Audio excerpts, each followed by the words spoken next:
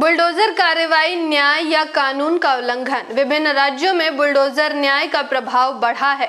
Bulldozer से मकानों को ध्वस्त कर सरकारें न्याय करने की बात करती हैं, लेकिन क्या सच में बुलडोजर से मकानों को ध्वस्त करना न्याय है या देश के कानून का उल्लंघन? मैं आकृति और आप देख रहे हैं MNT न्यूज नेटवर्क। पिछले कुछ सालों में भारत में बुलडोजर से मकानों को ध्वस्त कर न्याय देने की प्रक्रिया में वृद्धि हुई है।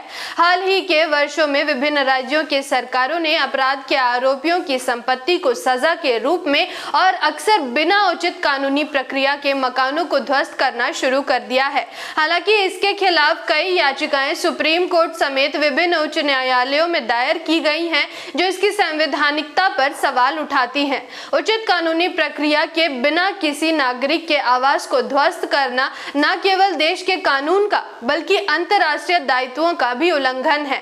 हाल ही में बुलडोजर कार्रवाई के खिलाफ दर्ज याचिकाओं पर सुनवाई करते हुए सुप्रीम कोर्ट ने आदेश दिया है कि बिना उनकी अनुमति के कोई ध्वस्तीकरण नहीं किया जाएगा। सुप्रीम कोर्ट ने बुलडोजर कार्रवाई को मौलिक अधिकारों का हनन मानते हुए कहा कि जिन लोगों पर इनका चयनात्मक रूप से प्रयोग किया जाता है तो यह संविधान के अनुच्छेद 13, अनुच्छेद 14 यानी समानता का अधिकार, अनुच्छेद 21 यानी जीवन और व्यक्तिगत स्वतंत्रता का अधिकार और अनुच्छेद 300A यानी संपत्ति का अधिकार की मूल भावना के खिलाफ है।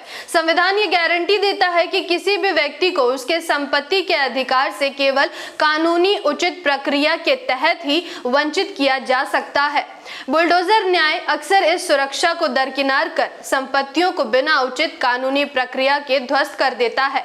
कानून के विशेषज्ञों की माने तो भारत के कानूनों में ऐसा कोई प्रावधान नहीं है जो अपराधियों की संपत्तियों को सजा के रूप में ध्वस्त करने की अनुमति देता हो। राजनीतिक दावों के आधार पर किए गए ये ध्वस्तीकरण न केवल अवैध है बल्कि कानून का चयनात्मक रूप से उपयोग भी कर रहे हैं, जो संवैधानिक सुरक्षा का उल्लंघन है। खबरों की माने तो बुलडोजर न्याय के आलोचकों के मुताबिक बुलडोजर द्वारा की गई कार्रवाई अंतर्राष्ट्रीय मानवाधिकार मानकों का उल्लंघन करता है। बताते चले कि universal declaration of human rights के अनुच्छेद 25(1) और international convent on economic, social and cultural rights के अनुच्छेद 11 के तहत आवास का अधिकार एक मौलिक मानव अधिकार के रूप में माना जाता है। इसलिए कानूनी मानदंडों के बिना मनुष्य के आवास को ध्वस्त करना न केवल देश के कानून का उल्लंघन है बल्कि अंतर्राष्ट्रीय दायित्वों का भी उल्लंघन है। जागृति के इस मुहिम में आप हमारा साथ और सहयोग दें।